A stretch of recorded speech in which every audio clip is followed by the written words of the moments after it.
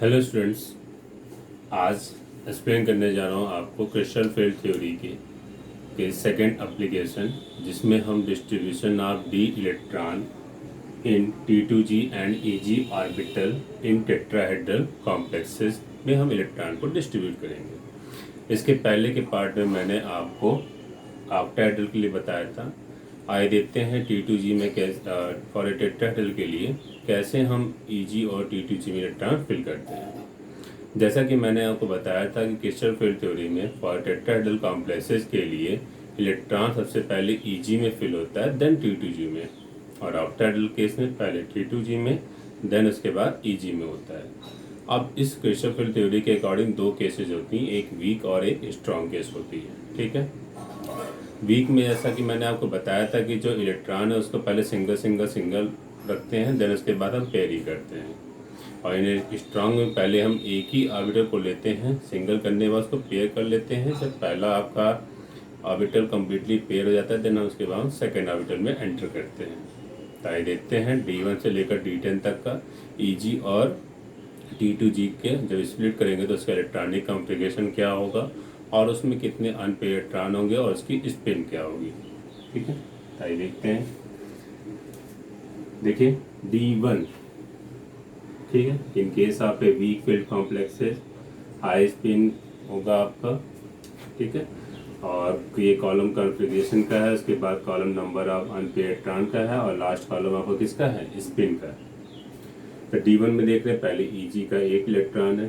ठीक है, T2G के एक भी इलेक्ट्रॉन नहीं यहाँ पर है, तो इलेक्ट्रॉनिक कॉन्फ़िगरेशन क्या होगा, EG1 T2G 0, unpaired electron 1 and spin is 1/2। D2 होगा तो दो अनपेयर इलेक्ट्रॉन हो जाएंगे। ठीक है, देख रहे हैं कि EG के दोनों ऑर्बिटल में एक एक इलेक्ट्रॉन फिल है, तो EG2 और T2G 0, unpaired electron is 2 and spin is 1।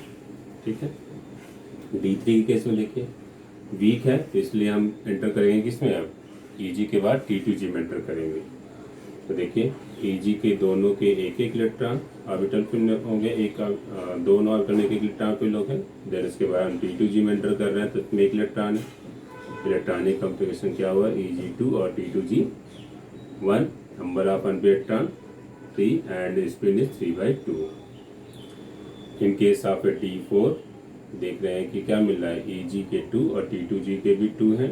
ठीक है, तो EG2 और T2G 2, number of unpaired electron 4, spin is 2।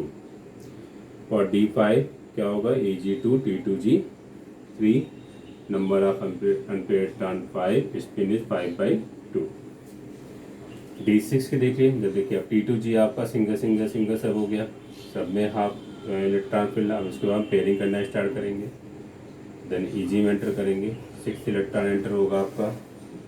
तो देखिए D6 इज इक्वल टू क्या हो जाएगा, EG3 T2G 3। अब देख रहे हैं कि EG में एक ऑर्बिटल जो आपका है अनपेयर्ड है, बाकी पेयर्ड है, और T2G का सभी अनपेयर्ड है। तो EG3 और T2G3 इसका इलेक्ट्रॉनिक कॉन्फ़िगरेशन हो गया, अनपेयर्ड इलेक्ट्रॉन 4 और स्पिन इज क्या हो जाएगा इसका 2। D7 में देखिए EG4 और T2G3, अब EG देखिए फुल हो गया, और number of unpaired electron 3 and spin is 3/2। D8 का देखिए क्या होगा, EG4 T2G4, number of unpaired electron 2, spin is 1।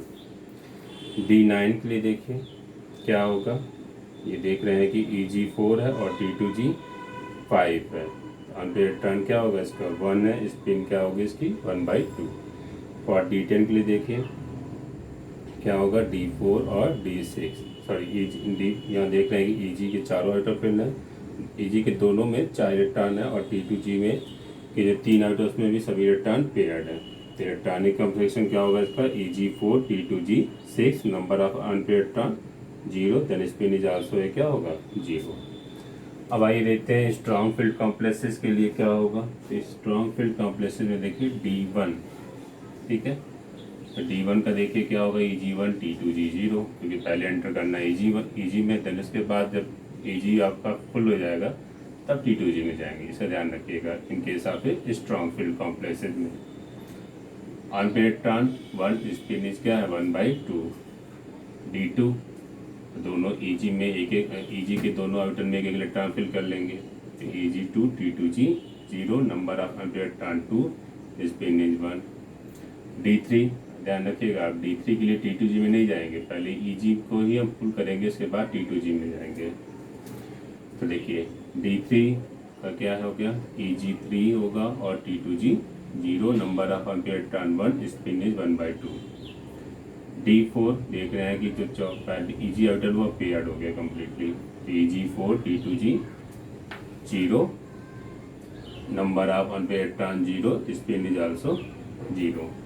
D5 देखिए क्या होगा, electronic configuration Eg4 T2G 1, number of unpaired electron 1, spin is 1/2।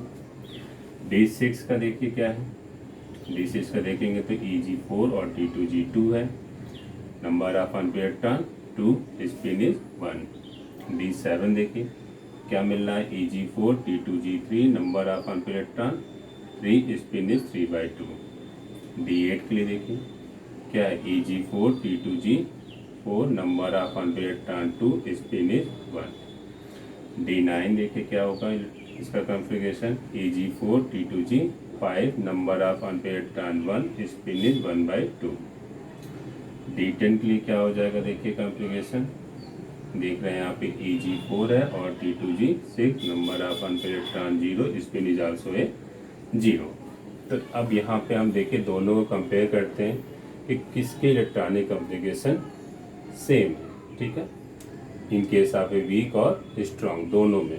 देखिए तो आपका D1 और D2 दोनों में देखिए इलेक्ट्रॉनिक कॉन्फ़िगरेशन सेम है, Eg1 T2 0, Eg1 T2 0।